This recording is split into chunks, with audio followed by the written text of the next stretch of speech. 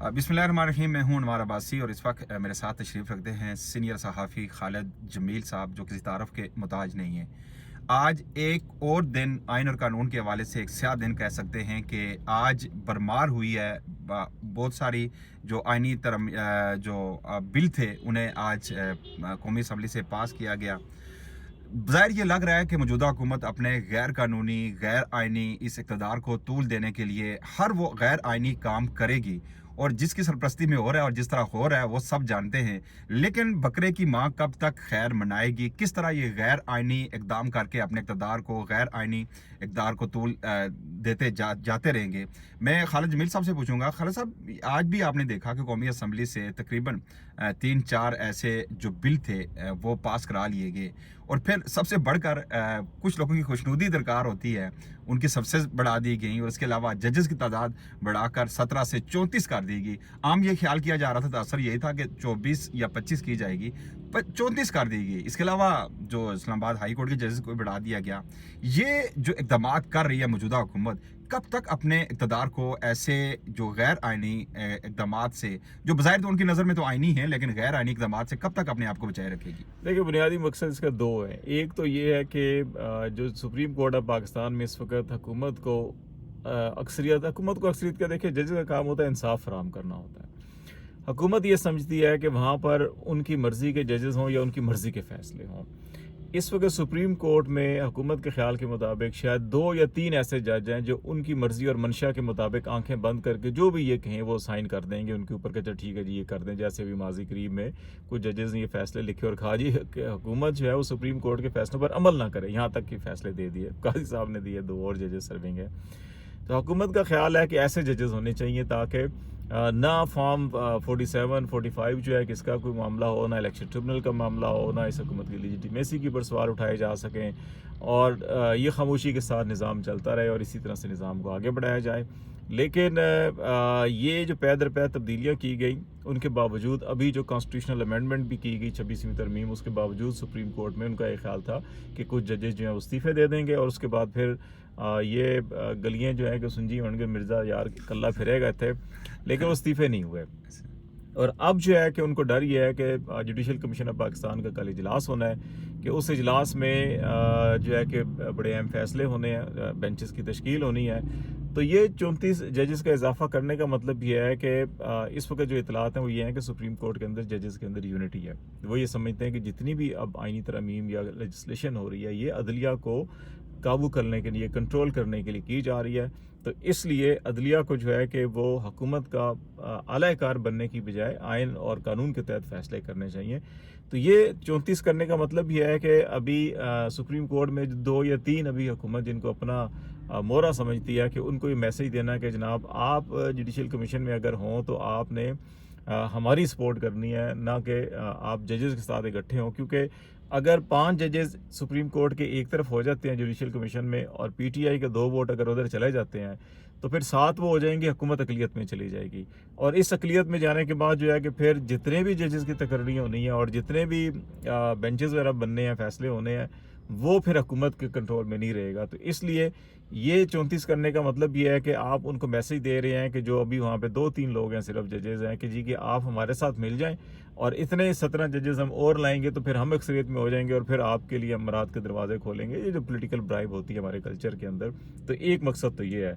दूसरा मकसद जो है कि जो सर्विसेज चीफ के मुद्दत मुलाजमत वो 3 से 5 साल किया गया, मेरा ख्याल है कि वो भी अदलिया को ये पैगाम दिया गया कि जनाब ये जो है कि हमारे साथ ही हैं, ये ना अगले साल रिटायर हो रहे हैं, ये हमारे साथ हैं। और पिछले 2 साल से जो मुल्क के अंदर अंध मचाई हुई है, हमने तबाही बर्बादी की हुई है इंसानी हकूक की, अगले 2 साल 3 साल भी हम करते रहेंगे। अगर आपने हमारा साथ ना दिया तो हम वो गिरेंगे जो पहले कर रहे हैं। तो ये धमकी भी है और तरगीब भी है बेसिकली आज की जो कानून साजी, मेरी नज़र में तो ये है। अच्छा, ये भी बताइएगा कि देखिए जिस तरह कानून साजी की जा रही है, जिस जल्दी से फिर 26वीं तरमीम आई, पहले 27वीं तरमीम की भी बात की जा रही थी, लेकिन बाद में हुकूमती तर्जुमानों की जानब से ये कहा गया कि 27वीं तरमीम फ़िलहाल नहीं लाई जा रही। क्या आप समझते हैं कि जो 26वीं तरमीम में कुछ गलतियां हुई हैं मौजूदा हुकूमत से, ज़ाहिर हम सवदा तो इन्हें इन वक्त पे दिया गया जो इनके माहिरीन ने अच्छी देखा नहीं था, उन्होंने इम्प्लीमेंट करना था, तो अब उन्हें कवर करने के लिए ये इस तरह की कानून साजियां की वक्ती तौर पे इसमें कोई कवर अप करने वाली मामला ही नहीं है ना। देखो उसमें जो एक कबात थी 26वीं तरमीम में, उसमें ये नहीं समझ में आ रही थी कि जो जुडिशल कमीशन का पहला इजलास होगा तो उसमें जो प्रेसिडिंग जज होगा कॉन्स्टिट्यूशनल बेंच का, वो भी मेंबर है, तो वो बेंच का मेंबर तो जुडिशल कमीशन ने बनाना है बेंच और उसका प्रेसिडिंग अफसर। जी जी। तो पहले इजलास में क्या होगा, उसमें 26वीं तरमीम बिल्कुल खामोश थी।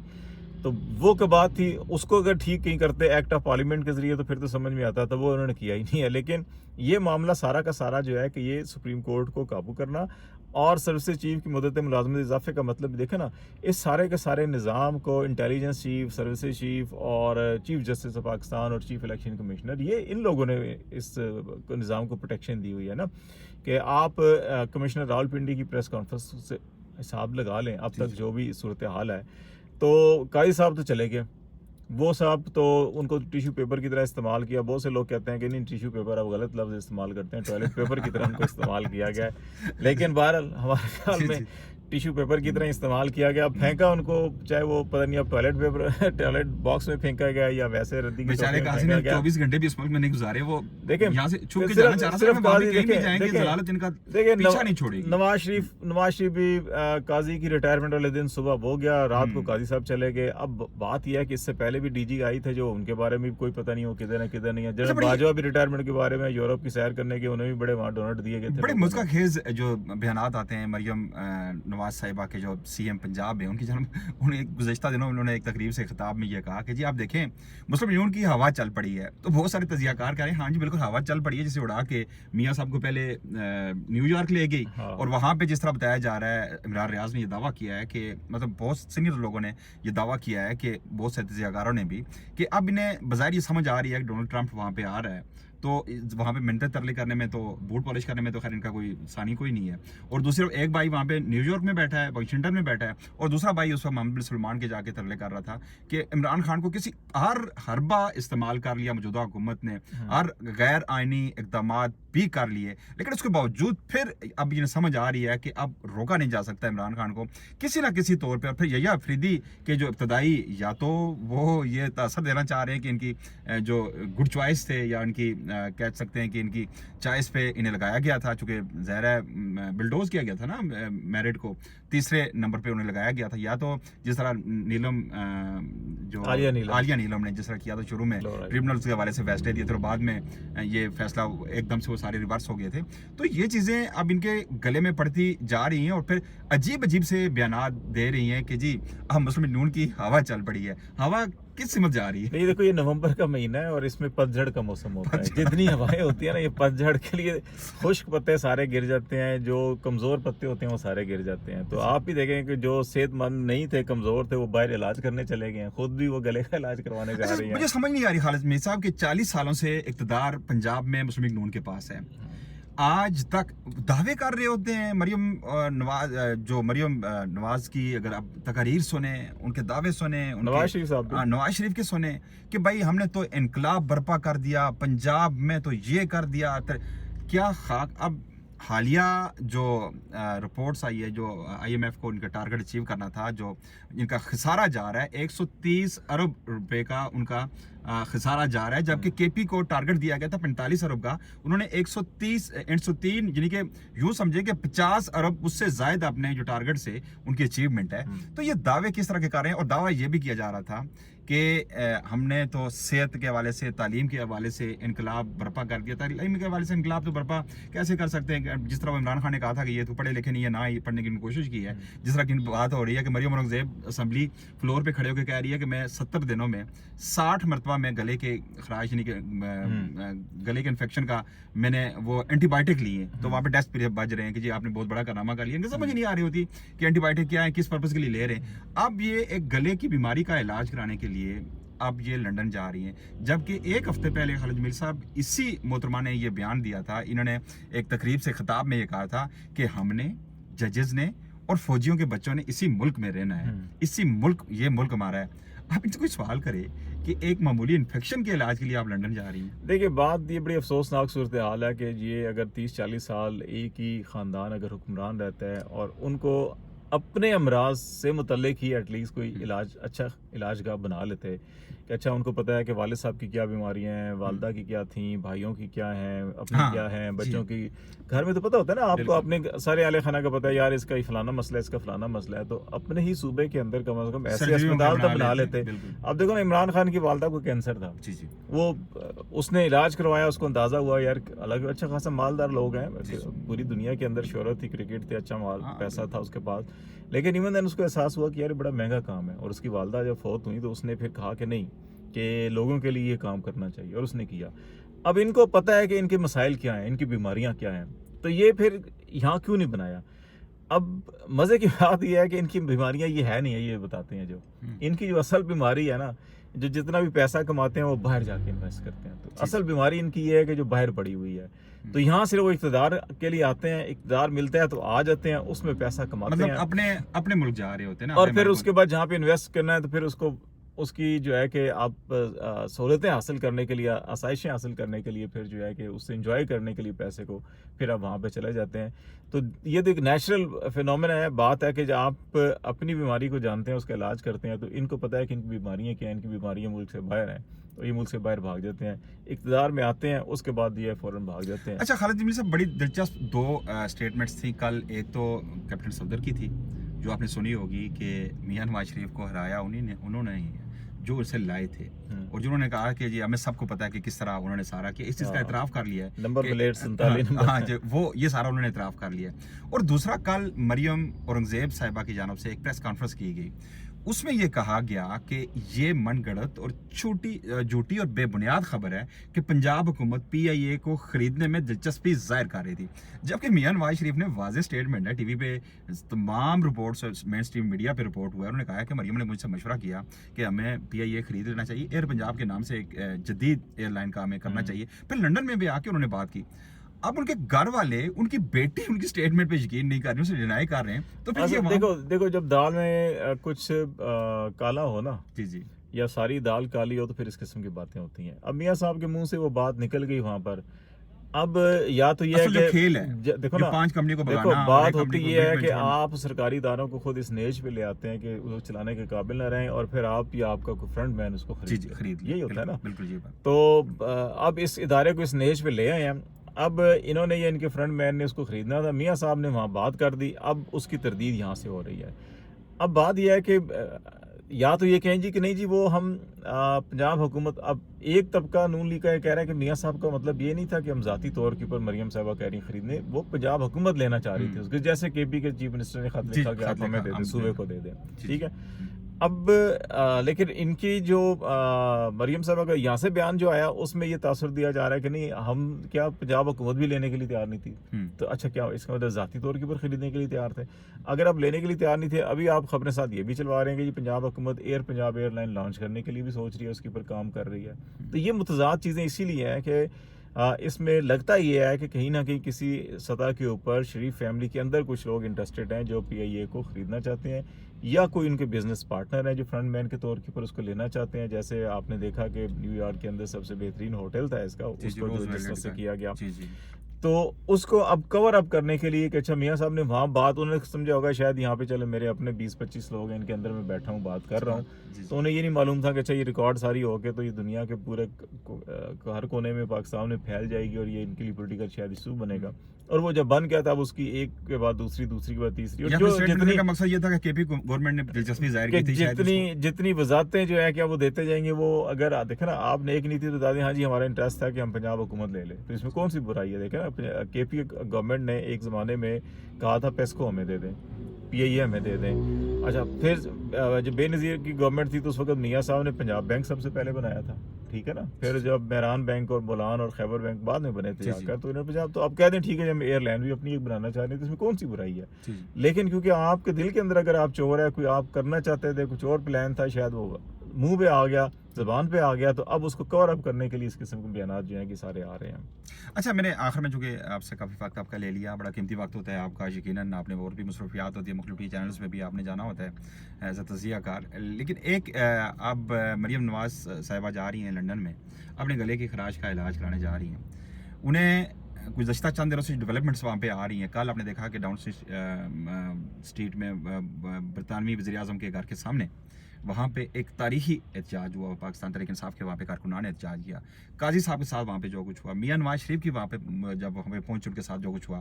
اب یہ سننے میں یہ آ رہا ہے, کچھ خبریں ایسی آ رہی ہیں کہ سرکاری وسائل استعمال کر کے مسلم لیگ نون اپنے لوگ کوئی برطانیہ سے, فرانس سے, یا جو جتنے بھی نزدیکی ممالک ہیں وہاں سے لا کے وہاں پر اکٹھے کر کے یہ تاثر دینا چاہ رہے ہیں کہ وہاں پہ ان کا استقبال کیا گیا, یا اس استقبال کو جو جن کی توقع کی جا رہی ہے پاکستان تحریک انصاف کے, اسے کاؤنٹر کرنے کے لیے اس طرح کی حرکتیں کی جا رہی ہیں.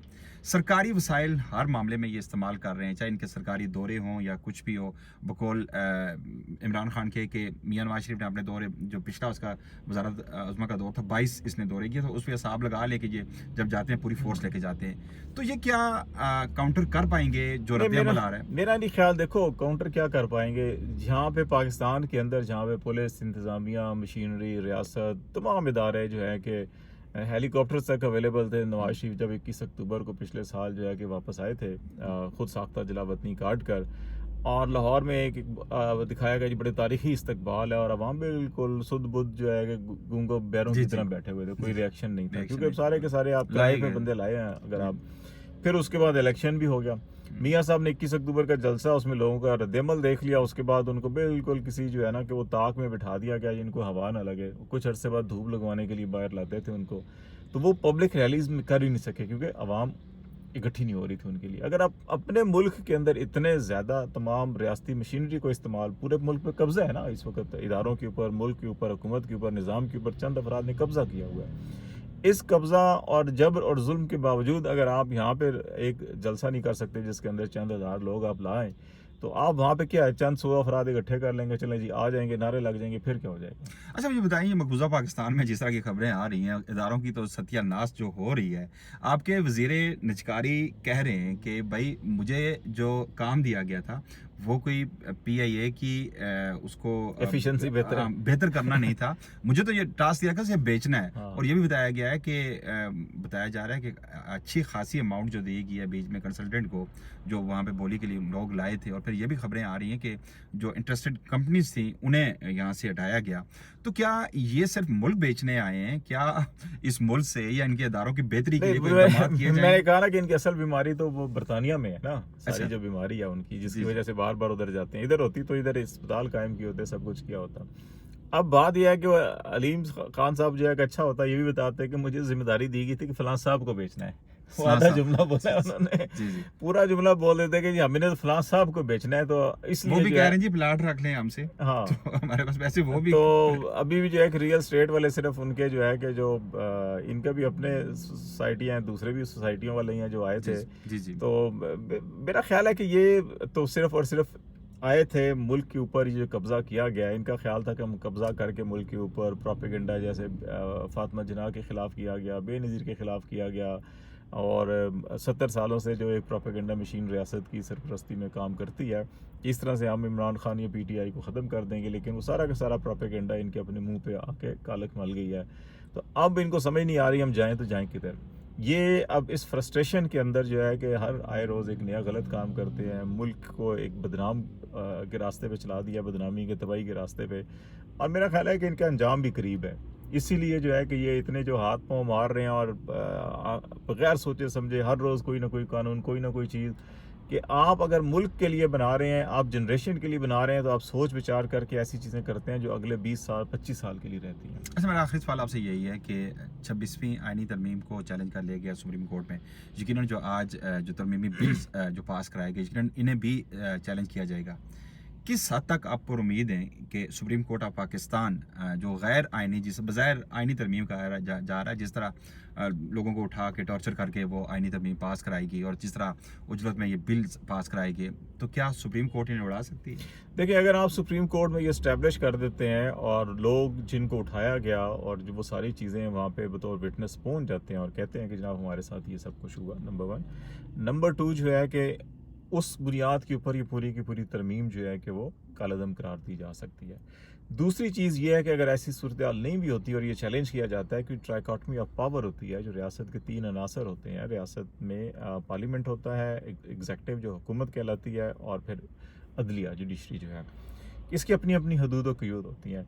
अब इस 26वीं आईनी तरमीम में पार्लियामेंट ने और एग्जेक्टिव ने मिलकर जो है कि वो अदलिया के अंदर इंट्रूजन किया, उसके अंदर मुदाखलत किया, उसमें बैठकर उसके बेंचों की तश्कील अदलिया का अपना काम है, ये बाहर से नहीं लोग कर सकते। तो अगर आप किसके अंदर पार्लियामान के और एग्जेक्टिव के नुमाइंदे होंगे जो बेंचेस की तश्कील कर रहे होंगे, तो ये मेरा ख्याल है कि बराह रास्त मुदाखलत है, इसको तो वो बड़े आराम से स्ट्राइक डाउन कर सकते हैं।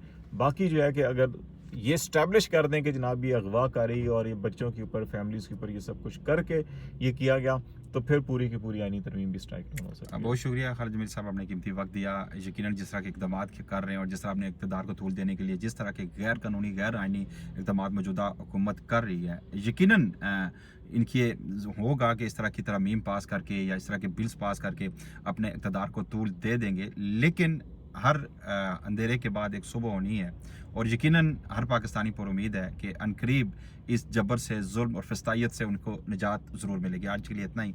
हमारे पास को इजाज़त दीजिएगा। अल्लाह ने